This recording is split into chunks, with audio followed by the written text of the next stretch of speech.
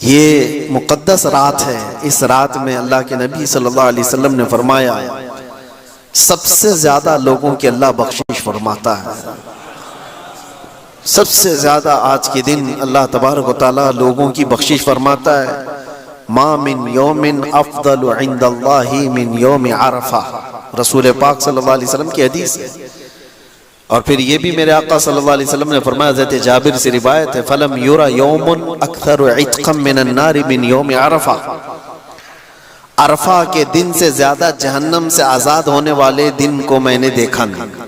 حضور فرماتے ہیں اس سے زیادہ کوئی دن میں نے دیکھا نہیں جس میں عرفہ سے زیادہ لوگوں کو جہنم سے آزاد کیا جاتا ہو. آج ہم لوگ جس مقدس رات میں بیٹھے ہیں، سب سے پہلے اللہ کا شکر بجا لاؤ. اللہ کا کرم ہے، ہزاروں لاکھوں لوگوں میں سے اللہ نے اٹھا کر تمہیں اپنے گھر میں بٹھایا ہے. ہو سکتا ہے عید کی تیاریوں میں مارکیٹ میں لوگ گھوم رہے ہو، بازاروں میں لوگ اپنا وقت گزار رہے ہیں، بکرا منڈی پوری سجی ہوگی صبح تک کے لیے، خریدنا ہو نہ ہو لوگ وہاں پر میلہ لگائے ہوئے ہوں گے. آج کی رات بہت سارے لوگ اپنی اپنی تیاریوں میں گزار رہے ہوتے ہیں، لیکن فضل ہے اس رب ذوالجلال کا. بازاروں سے اٹھا کر، دنیا کی سڑکوں سے اٹھا کر، نکڑوں اور چوک سے اٹھا کر مولا نے اپنے گھر میں بٹھایا اور اس کے ذکر کے لیے بٹھایا. سب سے پہلے تم اپنی اس حیثیت کو دیکھو کہ اللہ تبارک و تعالیٰ نے میرے ساتھ جو فضل فرمایا کتنا بڑا فضل ہے. ایک بات میں آپ کو بتاؤں، معمول سب کا بھی ہوتا ہے، ہمارا بھی ہوتا ہے، دن میں جس سے ملاقات کرنی ہے سب سے ملاقات کر لیتے ہیں، لیکن رات میں گھر جانے کے بعد کہاں کوئی جلدی ملاقات کرتا ہے. لیکن دنیا کا ایک دستور ہے، اگر کوئی زیادہ اسپیشل ہوا، کوئی اور زیادہ خاص ہوا تو رات میں بھی اس سے ملاقات کر لیتے. اس کے لیے بلا تشبیہ و بلا تمثیل رات کے وقت جب بندے کو اللہ تبارک و تعالیٰ اپنی مسجد میں بلاتا ہے تو یہ اسپیشل ملاقات ہوتی ہے، اس کے ساتھ خصوصی فضل ہوتا ہے. ورنہ ہم جس شہر میں ہیں یہاں مسجدیں رات کو کھلتی ہیں، عشاء میں ہی لوگ زیادہ نہیں ہوتے، مسجدیں بند ہو جاتی ہیں. اور یہ شہر تو مشہور ہے اس بات کے لیے کہ یہاں کا دن شروع ہوتا ہے مغرب کے بعد. لوگ جو ہے راتوں کو اپنا دن مناتے ہیں. عیش و عشرت کا مشہور شہر ہے، لیکن اس شہر میں رات کے وقت رب تبارک و تعالیٰ نے تم پر فضل فرما احسان کیا ہے. اللہ تبارک و تعالیٰ ہماری آخری سانس تک اس کا ذکر ہماری زبانوں پر جاری رکھے. میرے عزیزو، اللہ تعالیٰ نے قرآن میں جو فرمایا کہ لوگوں کو حکم دیا گیا ہے کہ صرف اللہ کی عبادت کریں، خالص اس کے لیے، بغیر کسی کے دکھاوے کے. آج دور ایسا آ گیا ہے کہ ہماری آنکھیں اب سوکھ گئی ہیں، نہ خوف خدا سے کبھی روتی ہیں، نہ قبر کے عذاب سے کبھی لرزتے ہیں، نہ آخرت کا ڈر ہمیں کبھی ستاتا ہے. کیا کبھی ایسا ہوا کہ تمہارے بستر پر تمہیں بے چینی ہو رہی ہو؟ لیکن بے چینی ہوئی ہوگی دوسرے کاموں کی وجہ سے. بے چینی ہے آج بستروں پر، لیکن وہ بے چینی کس کی ہے؟ حساب مل نہیں رہا ہے دکان کا، اس کی بے چینی ہے.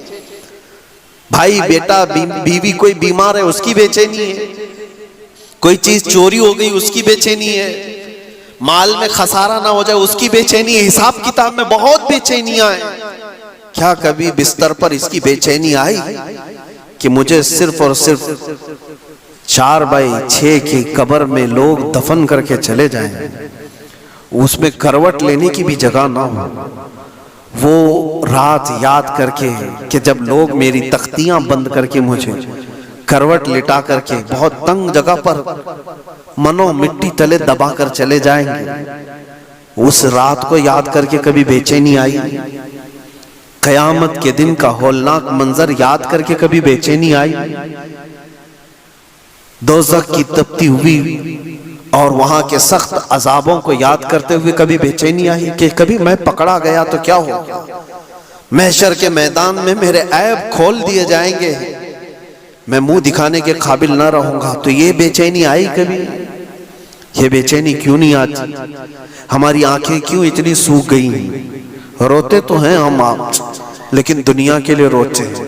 سچ بتا رہا ہوں میرے عزیز، تمہارے گھر میں کسی کو کچھ ہو جائے تو رونا آتا ہے تمہارے بیٹے کو کوئی تکلیف ہو تو رو لیتے ہو، بیوی کو کوئی تکلیف ہو تو رو لیتے ہو، یہ سب دنیا ہے۔ اور قرآن یہ کہتا ہے یوم لا ينفع مال ولا بنون، وہ دن تو ایسا ہوگا جب تمہارا مال بھی تمہیں کچھ نفع نہیں دے گا، تمہارے بیٹے بھی نہیں نفع دیں گے۔ جن کے لیے روتے ہو نا آج، ہماری آنکھیں روتی ہیں۔ میں نے دیکھا ہے کئی لوگوں کو بزنس میں بہت بڑا خسارہ ہو گیا ہے تو بے چین ہو کر رونے لگ گئے، کنارہ ہو گئے۔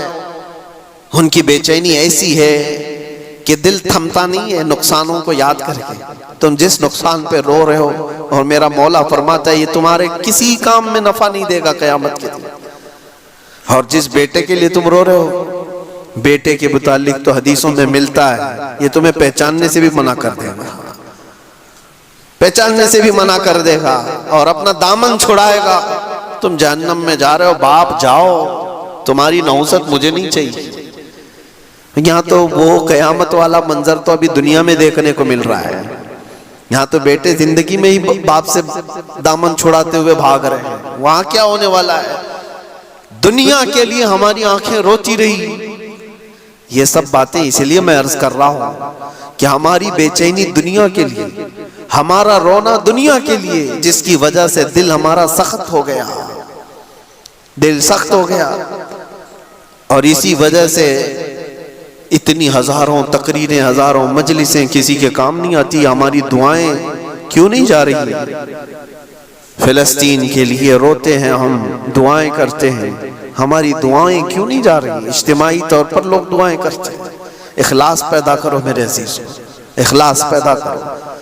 بہت رو لیا ہم نے دنیا کے لیے، لیکن کیا تم نے کبھی یہ چیز سنی ہے حدیث پاک میں؟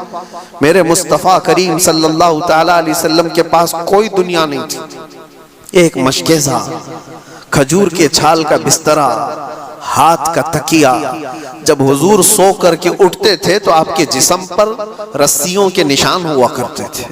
اور حضور پاک صلی اللہ علیہ وسلم کی 10 بیویوں کے گھر بنے تھے مدینہ طیبہ میں مسجد نبوی کے پاس، اور کسی بھی گھر کا کوئی دروازہ نہیں بنا تھا، سب کے پردے لٹکے ہوئے تھے۔ اور جس گھر میں بھی حضور جاتے تھے تو چھت سر سے لگتی تھی۔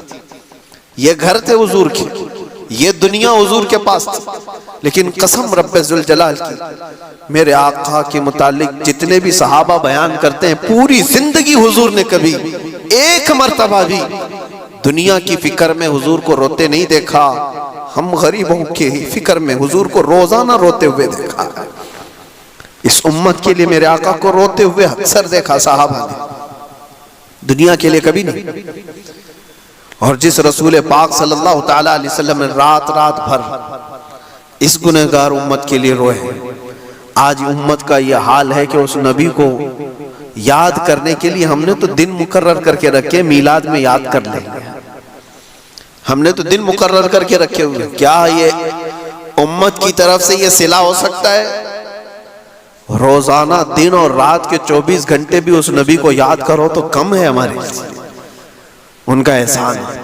دلوں کی یہ خشکی، دلوں کی یہ سختی ہمیں یہاں پر لائی ہے۔ اخلاص پیدا کرو، دل کے اندر نرمی پیدا کرو، فارمیلٹیز سے نکل کر کے آؤ۔ اور یقیناً میرے عزیزوں، ایک شاعر نے بہت اچھی بات کہی تھی، دل پر وہ بات لگتی ہے ہمارے۔ طوفان نوح لانے سے اے چشم کیا فائدہ، بہت اچھی بات کہی۔ طوفان نوح لانے سے اے چشم کیا فائدہ، 2 بوند ہی بہت ہیں گر تجھ کو اثر کرے۔ اور اسی کو یہ بھی کہا گیا ہے دوسرے شعر میں، اگر میں کہوں، دل سے جو بات نکلتی ہے اثر رکھتی ہے، پر نہیں مگر طاقت پرواز رکھتی ہے، پر نہیں طاقت پرواز مگر رکھتی ہے۔ دل سے جو بات نکلتی ہے وہ بار اجابت سے ٹکرا جاتی ہے۔